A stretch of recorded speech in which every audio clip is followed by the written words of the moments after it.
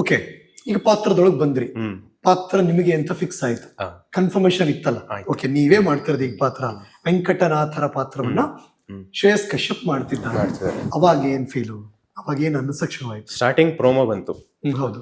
ರಾಯರ್ getup ಅಲ್ಲೇನೆ promo ಬಂತು. ಅಂದ್ರೆ ಈ ಟ್ರಾವೆಲ್ಡ್ ಇಡೀ ಪ್ರೋಮೋದಲ್ಲಿ ನಾನು ಏನೇನು ಲುಕ್ ಟೆಸ್ಟ್ ಅಲ್ಲಿ ಏನೇನು ತಗೊಂಡ್ರು ಅಂತ ಹೇಳಿದೆ, ಅದಷ್ಟು ಸೀಕ್ವೆನ್ಸ್ ಟ್ರಾವೆಲ್ ಆಯ್ತು ಇಡೀ ಪ್ರೋಮೋದಲ್ಲಿ. ವೆಂಕಟನಾಥ ಹಿಂಗಾಗಿದ್ದಾಗ, ಮದುವೆ ಆದಾಗ, ಮತ್ತೆ ಯತಿಗಳಾದಾಗ, ಅಷ್ಟೂ ಒಂದು ಪ್ರೋಮೋದಲ್ಲಿ ತುಂಬಾ ನೀಟಾಗಿ ಮಾಡಿ ಪ್ರೋಮೋ ರಿಲೀಸ್ ಮಾಡಿದ್ರು. ಬಟ್ ನನಗೆ ಗೊತ್ತಿರಲಿಲ್ಲ ಜನ ಹೆಂಗೆ ಅಕ್ಸೆಪ್ಟ್ ಮಾಡ್ತಾರೆ. ಅಲ್ಲಿವರೆಗೂ ತುಂಬಾ ಕಾತುರದಿಂದ ಕಾಯ್ತಿದ್ರು, ಯಾರು ಮಾಡ್ತಾರೆ ರಾಯರ್ ಪಾತ್ರ, ಯಾರು ಮಾಡ್ತಾರೆ ಅಂತ. ಪ್ರೋಮೋ ಬಂತು, ತುಂಬಾ ಮಿಶ್ರ ಪ್ರತಿಕ್ರಿಯೆ ಎಲ್ಲರದು. ಅಂದ್ರೆ ಇಟ್ ವಾಸ್ ನಾಟ್ ಲೈಕ್ ಎಲ್ಲರೂ ಓ ವಾವ್ ಅಂದಂಗೂ ಇಲ್ಲ. ಇನ್ ಕೆಲವರು ಕಷ್ಟ ಅನ್ಸತ್ತೆ ಪಾಪ ಅವ್ರಿಗೆ ರಾಯರ್ ಪಾತ್ರ ಮಾಡೋದು. It was all there in the comments, ಇವಾಗಲೂ ಇದೆ ಇದೆ. ಅಂದರೆ ಸುಮಾರು ಜನದ ಹೆಸರು ತಗೊಂಡಿದ್ದಾರೆ ಅದರಲ್ಲಿ, ಇವ್ರು ಮಾಡಿದ್ರೆ ಚೆನ್ನಾಗಿರೋದು. ಆಬ್ವಿಯಸ್ಲಿ ರಾಯರ್ ಪಾತ್ರ ಅಂದರೆ ಆ ವ್ಯಾಲ್ಯೂ ಇದ್ದೇ ಇರುತ್ತೆ. ಅಣ್ಣವರೇ ಮಾಡಿ ಆ ಸ್ಟ್ಯಾಂಡರ್ಡ್ ನಿಲ್ಸ್ಬಿಟ್ಟಿದ್ದಾರೆ. ನಾವು ಅವ್ರ ಹತ್ರ ಆ ಥರ ಮಾಡೋಕ್ಕೆ ಆಗೋದಿಲ್ಲ. ಬಟ್ ಜೊತೆಗೆ ನೀವು ಇನ್ನೂ ಎಲ್ಲರಿಗೂ ಗೊತ್ತಿಲ್ಲ ಶ್ರೇಯಸ್ ಕಶ್ಯಪ್ ಅನ್ನುವ ಗೊತ್ತಿಲ್ಲ. ಒಬ್ಬ ಕಲಾವಿದ ಅಂತ ಗೊತ್ತಿಲ್ಲ. I am not that famous. ಅಲ್ಲಿವರೆಗೂ ಗ್ಯಾಪ್ ಬೇರೆ ಆಗಿದೆ ನನಗೆ ಆ್ಯಕ್ಟಿಂಗ್ ಅಲ್ಲಿ. ಆಲ್ ಆಫ್ ಎ ಸಡನ್ ನನಗೆ ರಾಯರ್ ಪಾತ್ರ ಯತಿ ಶ್ರೇಷ್ಠರು ತುಂಬ ಚೆನ್ನಾಗಿ ಜೀವ ತುಂಬಬೇಕು ಅದಕ್ಕೆ, ಅಷ್ಟೇ ಇದ್ದಿದ್ದು. ಯಾರು ಏನಾದ್ರು ಕಮೆಂಟ್ ಮಾಡಲಿ, ನಮ್ಮ ಪ್ರೊಡ್ಯೂಸರು, ನಮ್ಮ director, they were very supportive.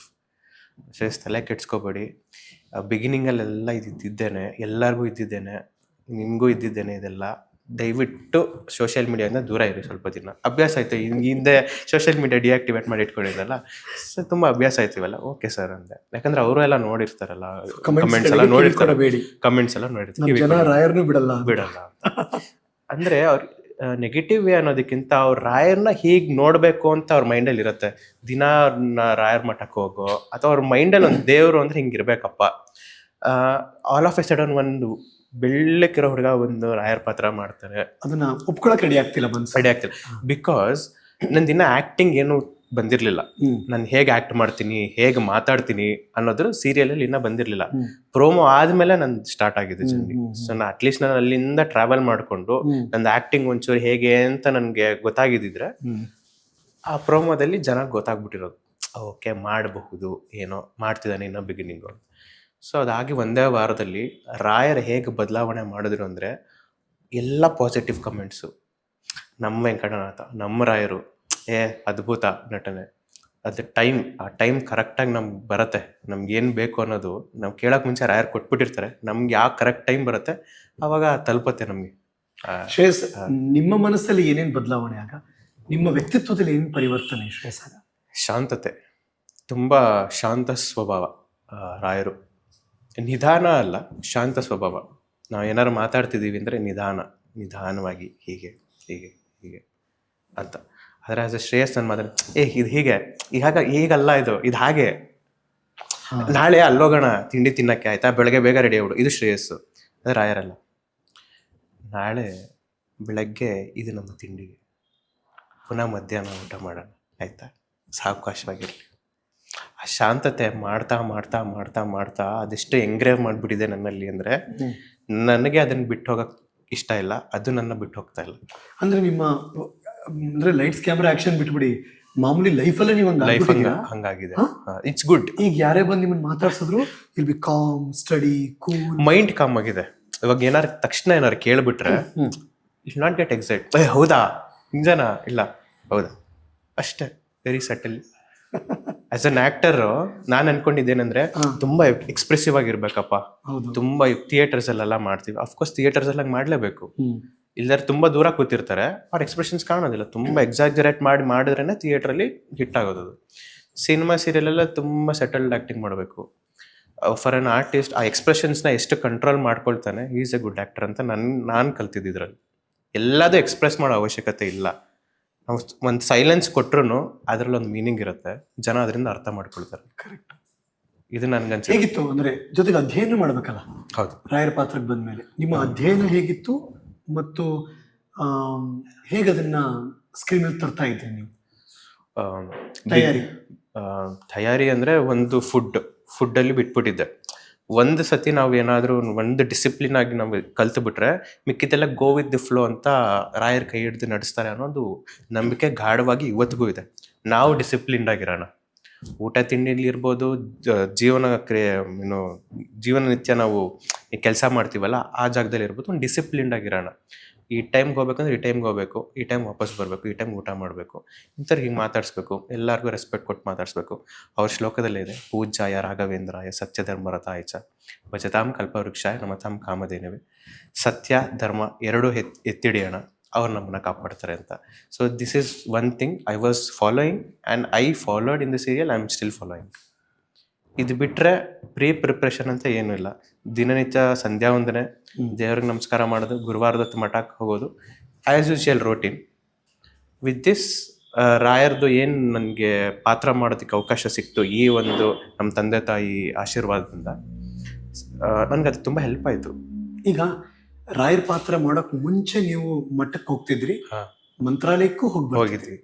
ರಾಯರ್ ಪಾತ್ರದ ನಂತರ ಮಠಕ್ಕೆ ಹೋಗೋದಕ್ಕೂ ಮಂತ್ರಾಲಯಕ್ಕೆ ಹೋಗೋದಕ್ಕೂ ಏನ್ ವ್ಯತ್ಯಾಸ ಅನಿಸ್ತಾ ಇತ್ತು ಶ್ರೇಯಸ್? ಏನಿಲ್ಲ, ನಾನು ಹೇಳಿದ್ನಲ್ಲ, ಕಣ್ಣಲ್ಲಿ ನೀರು ಬಂದ್ಬಿಡುತ್ತೆ ನಿಜವಾಗ್ಲೂ. ಮಂತ್ರಾಲಯಕ್ಕೆ ಹೋದಾಗೆಲ್ಲ ನಮಸ್ಕಾರ ಹಾಕೊಂಡು ಬರ್ತಾ ಇದ್ವಿ, ನೀವು ಹೇಳ್ದಂಗೆನೆ ಆರಾಮಾಗಿ ಭಕ್ತಿ ಭಾವದಿಂದ ನಮಸ್ಕಾರ ಹಾಕೊಂಡು ತೀರ್ಥ ಪ್ರಸಾದ ಮಾಡ್ಕೊಂಡು. ಕಣ್ಣಿಡಿತಾನೂ ಇರ್ಲಿಲ್ಲ.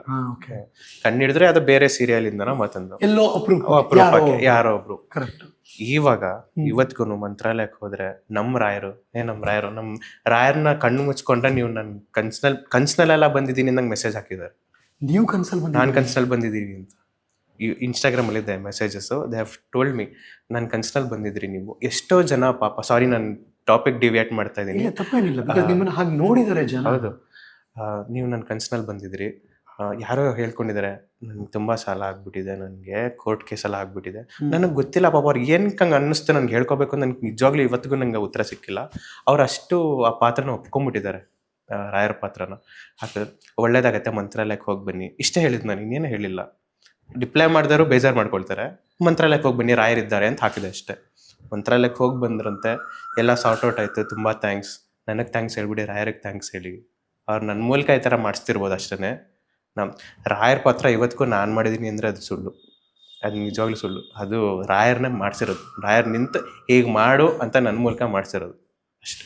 ಈಗ ನೀವು ಹೋಗಿ ರಾಯರ್ ಮುಂದೆ ನಿಂತ್ರೆ ಏನ್ ಫೀಲ್ ಮಾಡ್ತೀರಿ? ಮಂತ್ರಾಲಯಕ್ಕೆ ಹೋಗ್ತಿರ್ತೀವಿ, ಹೋಗಿ ಬಂದಿದ್ದೀರಿ ಕೂಡ, ಬೃಂದಾವನದಲ್ಲಿ ಅಥವಾ ಅಲ್ಲಿ ನಿಂತಿರಲ್ಲ ಮುಂದ್ಗಡೆ, ಏನು ಫೀಲ್ ಆಗುತ್ತೆ? ಈಗ ರಿವೈಂಡ್ ಆಗುತ್ತೆ, ಇಲ್ಲಿತ್ತು ನನ್ನ ಜರ್ನಿ ಲೈಫಲ್ಲಿ, ಇಲ್ಲಿವರೆಗೂ ಕರ್ಕೊಂಬಂದು ನಿಲ್ಸಿದ್ಯಲ್ಲಪ್ಪ, ಇಷ್ಟು ಹತ್ರ ದರ್ಶನ ಕೊಡ್ತಿದ್ಯಲ್ಲ, ಅದು ಇಷ್ಟು ಜನ ನಿನ್ನ ಹೆಸರಲ್ಲಿ ನನ್ನ ದಿನನಿತ್ಯ ಪೂಜಾ ಭಾವದಲ್ಲಿ ನೋಡ್ತಾರೆ, ತುಂಬಾ ಥ್ಯಾಂಕ್ಸ್.